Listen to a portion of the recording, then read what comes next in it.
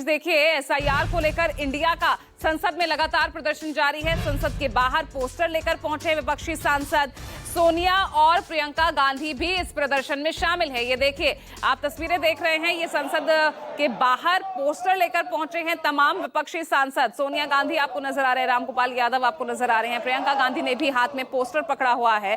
और अब मुद्दा है एसआईआर का, क्योंकि ऑपरेशन सिंदूर को लेकर तो तारीखें भी मिल गई, उसके बाद चर्चा भी हो गई, लेकिन एसआईआर को लेकर विपक्ष किस तरह से लामबंद दिख रहा है वो तस्वीरें लगातार सामने आ रही है।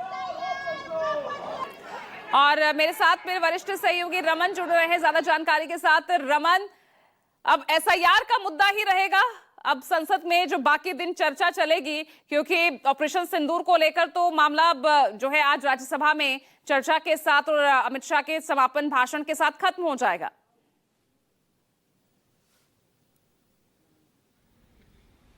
बिल्कुल, दो बड़े मुद्दे थे, ऑपरेशन सिंदूर और एसआईआर का मुद्दा था, जिसको लेकर लगातार विपक्ष धरना दे रहा है, प्रोटेस्ट कर रहा है। संसद शुरू होने से पहले संसद के भवन के अंदर जिस तरीके से तमाम विपक्षी दलों के सांसद प्रोटेस्ट कर रहे हैं, उससे साफ लग रहा है कि विपक्षी दलों में एकजुटता है इस बात को लेकर। आज हमने देखा कि केरला के दो नन की छत्तीसगढ़ में गिरफ्तारी के मुद्दे पर प्रियंका गांधी की अगुवाई में केरल कांग्रेस के सांसद जब प्रोटेस्ट कर रहे थे, ठीक उसी वक्त कल्याण बनर्जी जो पश्चिम बंगाल के टीएमसी के सांसद हैं, टीएमसी के सांसदों के साथ एसआईआर के विरोध में लगातार नारेबाजी करना उन्होंने शुरू कर दिया। उन्होंने इंतजार नहीं किया कि तमाम विपक्षी दल जब इकट्ठा हों तब वो एक साथ नारेबाजी करें। इससे साफ पता चलता है कि बिहार में एसआईआर के बाद अब बंगाल की बारी है, जहां पे चुनाव होने वाले हैं। इसीलिए बंगाल में टीएमसी के सांसद हों, टीएमसी के नेता हों, ममता बनर्जी हो, वो काफी परेशान है एसआईआर के मुद्दे पर। लेकिन सरकार लगातार ये कह रही है कि इलेक्शन कमीशन का मुद्दा है, चुनाव आयोग का मुद्दा है और वो इस पर सदन के अंदर चर्चा नहीं करा सकती। लेकिन जब ऑपरेशन सिंदूर पर चर्चा शुरू होने से पहले विपक्ष हंगामा कर रहा था लोकसभा के अंदर,